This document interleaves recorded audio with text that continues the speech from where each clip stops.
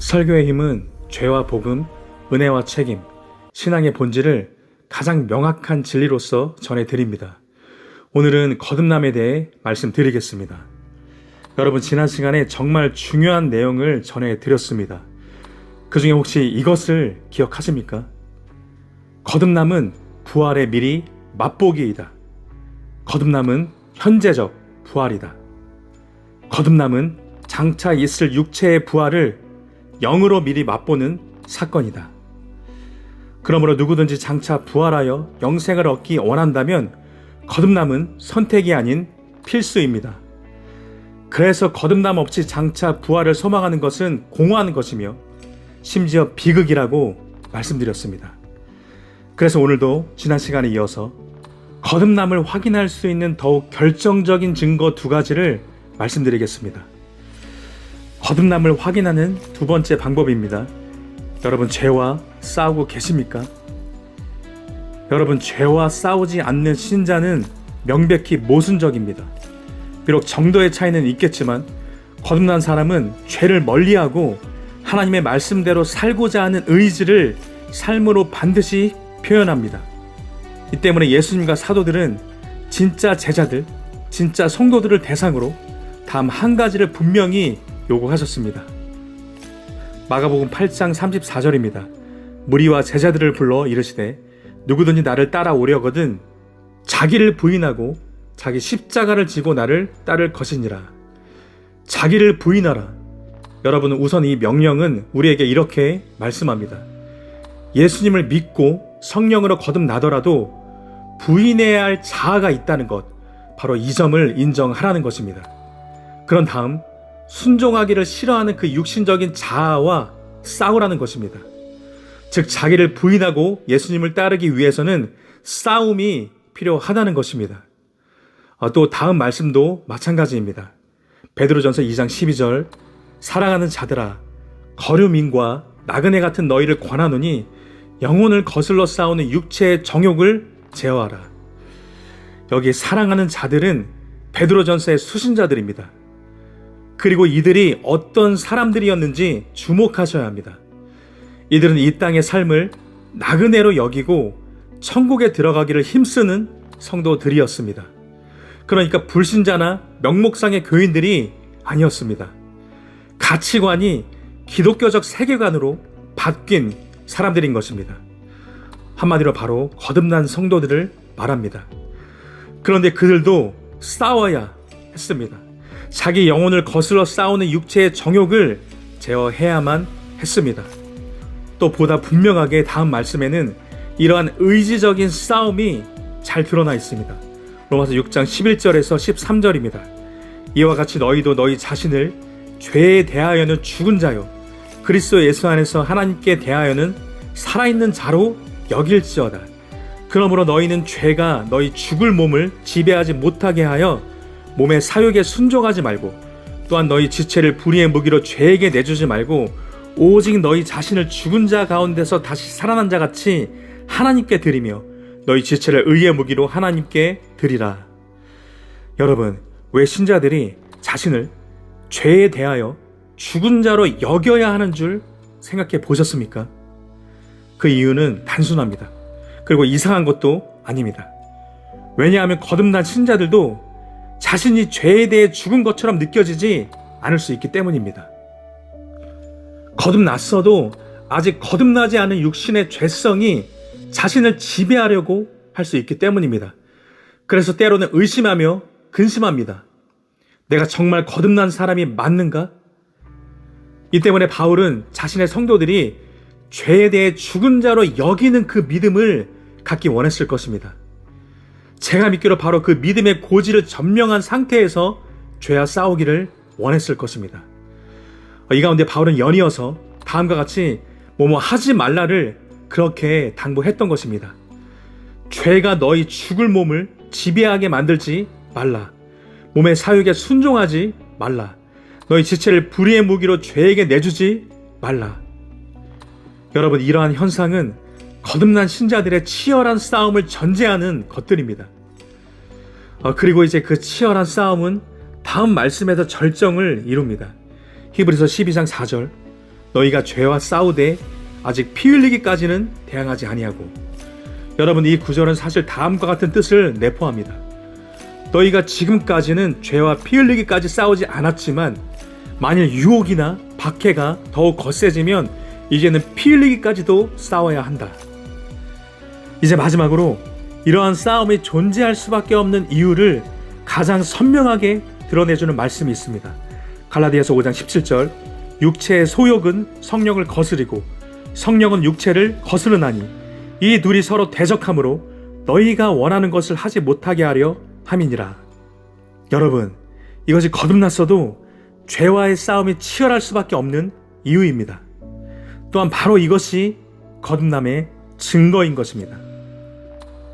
전에는 이러한 갈등이나 싸움이 없거나 거의 없었지만 거듭나면 본격적인 갈등과 싸움이 시작되기 때문입니다. 그래서 이에 대한 사도 바울의 처방은 이렇습니다. 갈라디아서 5장 16절, 내가 이르노니 너희는 성령을 따라 행하라. 그리하면 육체의 욕심을 이루지 아니하리라. 이처럼 육체의 욕심을 이루지 않으려면 방법은 단 하나, 성령을 따라 행해야 한다는 것입니다. 그러므로 저와 여러분은 반드시 기억해야 합니다. 거듭난 사람은 죄와 싸우지 않는 사람이 아니라는 것입니다. 또는 거듭난 사람은 싸울 필요가 없는 사람이 아니라는 것입니다. 거듭난 사람은 본격적으로 죄와 싸우는 사람이라는 것입니다. 바로 이것이 성경적인 거듭남의 본질인 것입니다. 그런데 여기에만 머무르면 좋겠지만 아직 관문이 하나 더 남아 있습니다. 절대 여기에만 머물러서는 안 됩니다. 자, 거듭남을 확인하는 세 번째 방법입니다. 여러분은 누구의 종이십니까?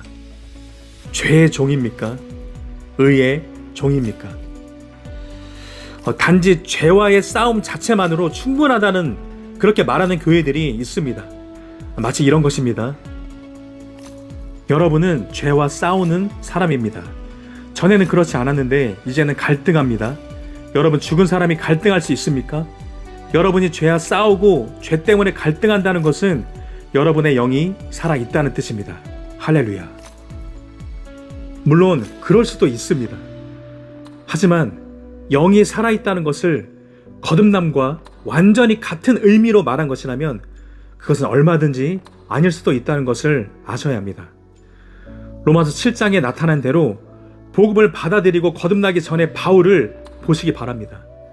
당시 바울도 율법 아래에서 죄 때문에 갈등하고 싸웠습니다. 로마서 7장 22절에서 23절입니다. 내 속사람으로는 하나님의 법을 즐거워하되 내 지체 속에서 다른 한 법이 내 마음의 법과 싸워 내 지체 속에 있는 죄의 법으로 나를 사로잡는 것을 보는도다. 참고로 바울의 이 경험이 언제인지 그 시점이 논란이 됩니다. 그러나 거듭나기 전이 맞습니다. 이 부분은 제가 다음 시간에 증명해 드리겠습니다. 따라서 여러분, 죄와의 싸움이나 갈등이 거듭남의 중요한 표식인 것은 맞습니다. 그럼에도 결정적인 증거는 아닙니다. 결정적인 증거는 따로 있습니다. 여러분, 정말 거듭난 하나님의 자녀인지를 확인하려면 저와 여러분이 누구의 종인가를 보면 됩니다. 로마서 6장 16절, 너희 자신을 종으로 내주어 누구에게 순종하든지 그 순종함을 받는 자의 종이 되는 줄을 너희가 알지 못하느냐. 혹은 죄의 종으로 사망에 이르고 혹은 순종의 종으로 의에 이르느니라. 여러분, 이것이 결정적으로 중요합니다. 하지만 많은 교회들이 쉬쉬하며 다루지 않는 침묵의 영역이기도 합니다. 하지만 교회들이 안 가르쳐줘도 알 수 있습니다. 현재 자신이 죄의 종인지 의의 종인지는 저와 여러분의 양심이 증언하기 때문입니다. 이에 바울은 종종 자신이 무언가를 안다고 표명할 때 내 양심이 증언한다, 내 양심이 성령 안에서 나와 더불어 증언한다 라는 말을 사용합니다. 자신이 어떤 영적 상태인지는 자신의 양심이 알 수 있다는 것입니다. 덮어두거나 회피하지 않고 정직하게 대면하면 말입니다. 그럼 잠시만 모든 것이 하나님의 은혜임을 전적으로 고백하면서 한번 부족한 저를 예로 들어서 말씀드리기 원합니다. 저도 필요하면 쇼핑을 합니다. 마트도 가고 아주 가끔 백화점도 갑니다. 그리고 다른 많은 일상용품들은 주로 온라인에서 구매도 합니다. 하지만 제가 쇼핑 중독은 아닙니다. 제 양심이 그것을 압니다. 저는 절대 쇼핑의 노예로, 쇼핑의 종으로 살지는 않습니다. 한마디로 제가 쇼핑을 주장하는 것이지 쇼핑이 저를 주장하지 못하게 합니다. 또 저는 매일 음식을 먹습니다. 그러나 제가 식탐에 사로잡히지는 않습니다. 음식을 먹고 싶어하는 것과 식탐에 사로잡히는 것은 다릅니다. 저는 절대 식탐의 노예로, 식탐의 종으로 살지 않습니다. 또 저는 날마다 스마트폰을 사용합니다. 그러나 역시 저는 스마트폰 중독이 전혀 아닙니다. 저는 절대 스마트폰의 노예로, 스마트폰의 종으로 살지 않습니다. 또 비슷한 맥락으로 저는 날마다 어떤 형태로든 미디어를 접하고 시청합니다. 그러나 저는 미디어 중독이 아닙니다. 그래서 미디어의 노예로, 미디어의 종으로 살지 않습니다. 제가 미디어를 절제하고 다스립니다. 마찬가지로 당연히 저 역시 죄를 지을 때가 있습니다. 그러나 저는 죄 짓는 것에 중독되어 살아가지 않습니다. 저는 절대 죄의 노예로, 죄의 종으로 살아가지 않습니다. 한마디로 제가 죄를 주장하는 것이지 죄가 저를 주장하지 못하게 합니다. 당연히 제가 조금이라도 스스로 의롭고 잘나서가 아니라 제가 죄를 이기게 하시는 은혜 안에 머물고 있기 때문입니다. 이 때문에 저는 다음 말씀이 의미하는 바가 정확하게 무엇인지 감이 압니다. 로마서 6장 14절입니다. 죄가 너희를 주장하지 못하리니 이는 너희가 법 아래에 있지 아니하고 은혜 아래에 있음이라. 한 걸음 더 나아가서요. 이것은 당연히 겉으로 드러나는 말과 행동의 영역뿐 아니라 생각의 영역에서도 마찬가지입니다. 당연히 제게도 죄악된 생각들이 떠오를 때가 있습니다. 그러나 저는 그것을 인지하는 즉시 바로 차단합니다. 전적인 하나님의 은혜이고 훈련의 결과이지만 보통 차단하기까지 1, 2초 안팎이 걸리는 것 같습니다. 길면 5, 6초가 걸리는 것 같습니다. 그 또한 인지하는 즉시 대부분 파쇄합니다. 그렇게 저는 죄악된 생각의 노예로, 종으로 살아가지 않습니다. 그리고 그것을 제 양심이 감히 잘 압니다. 그리고 제가 이 모든 것을 해나갈 수 있는 이유를 지지난 영상에서 말씀드렸습니다. 저는 죄보다 하나님을, 죄보다 은혜를 더 사모하기 때문입니다. 그리고 두 가지가 서로 함께 공존할 수 없다는 진리를 잘 알고 있기 때문입니다. 또한 이 가운데 저는 보다 실제적인 싸움의 방법을 공유해 드리고자 합니다. 그게 무엇이냐면 어차피 생각은 아무리 즐겨봐야 가상일 뿐이라는 겁니다. 실제가 전혀 아니라는 겁니다. 그렇다면 다음과 같이 이성적으로, 합리적으로 생각할 필요가 있을 것입니다. 어차피 실제도 아닌 것을 생각 속에서나 즐기고 갚아주면 뭐하나. 여러분, 제가 믿기로 영적으로 계속 돌파가 되려면 지극히 영적인 실리주의자가 되어야 합니다. 늘 영적으로 손익을 계산해 봐야 합니다. 영적으로 해로운 것은 무엇이든지 백해 무익함을 생각하면서 차단해야 합니다. 아무리 그것에 감정이 이끌려도 이성적으로 생각하고 거절해야 합니다. 저도 이것을 항상 잘하는 것은 아니지만 항상 전심전력으로 이것을 추구합니다. 물론 그렇다고 절대 오해가 없으시기를 부탁드리겠습니다. 그렇다고 저는 지금 즐기려면 실제로 제대로 즐겨야 한다는 말씀을 드리는 게 절대 아닙니다. 당연히 죄는 모양이라도 버려야 합니다. 그렇다면 말과 행동으로 표출하는 죄는 더더욱 안 됩니다. 따라서 다만 제 진짜 의도는 이것입니다. 생각으로 죄를 즐기는 것만큼 무의미한 것이 또 없다는 것입니다. 그것은 그야말로 매우 공허한 것입니다. 뿐만 아니라 그 죄가 은밀히 아무도 모르게 일어나서 그렇지 그것만큼 해로운 것이 또 없다는 것입니다.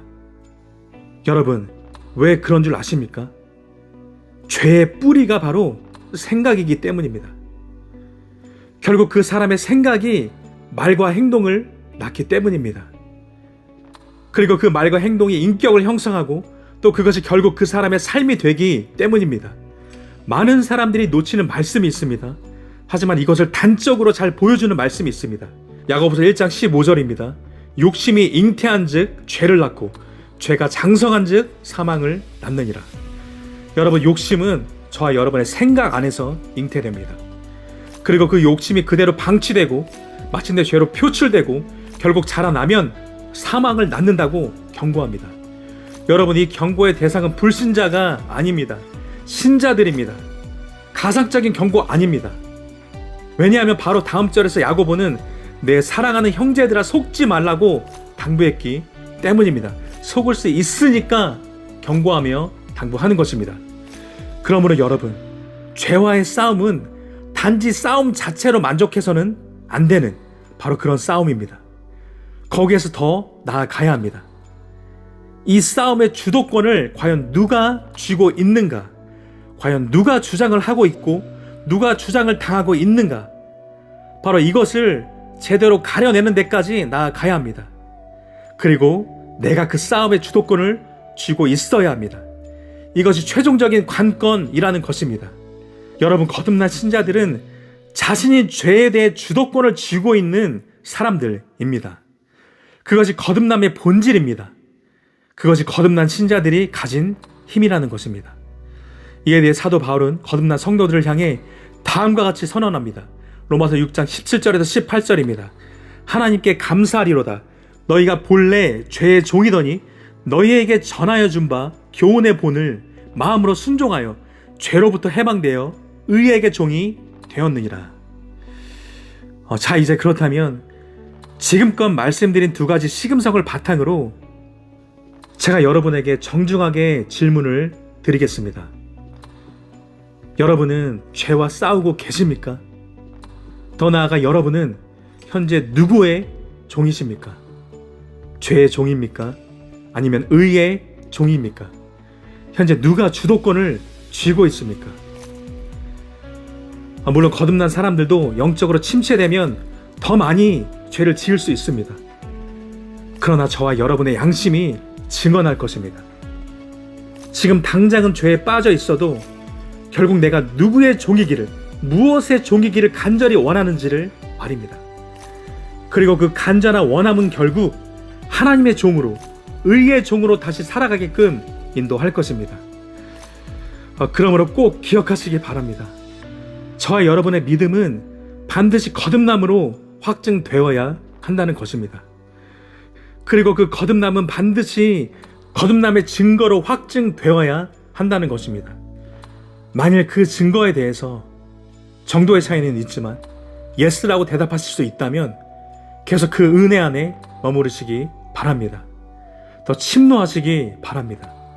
하지만 만일 놓이거나 또는 만일 그 경계가 모호하다면 다시금 진실하게 회개하며 나아가시기를 축복합니다. 그 가운데 하나님의 용서를 믿고 일어나시기 바랍니다. 또한 예수님을 정말 나의 구원자요 주인으로 모셔드렸는지 점검해 보시기 바랍니다. 그래서 다시금 믿음으로써 은혜 안으로 들어가셔서 순종의 열매를 맺어 나가시기 바랍니다. 그럼 다음 시간에는 거듭남 확인 방법 네 번째, 거듭남에 대한 양극단의 오해를 바로 잡아야 합니다 라는 내용으로 계속 이어가겠습니다. 이 내용 역시 정말 중요합니다. 이것을 몰라서 이 양극단의 오해 때문에 어떤 사람들은 계속 방종하게 되고 또 어떤 사람들은 일어서지도 못하고 주저앉아 버리기 때문입니다. 이 말씀 영상을 보시는 분들은 앞으로 그러한 오해에 관한 한 완전한 자유함을 경험하시게 될 것입니다. 오늘 말씀 영상이 도움이 되셨다면 좋아요와 구독으로 함께 동역해 주시면 감사하겠습니다. 바른 진리와 복음이 더 널리 전해지는데 큰 도움이 됩니다. 앞으로도 매주 신앙의 본질과 영생의 길을 전해드리겠습니다. 그럼 저는 다음 시간에 또 뵙겠습니다.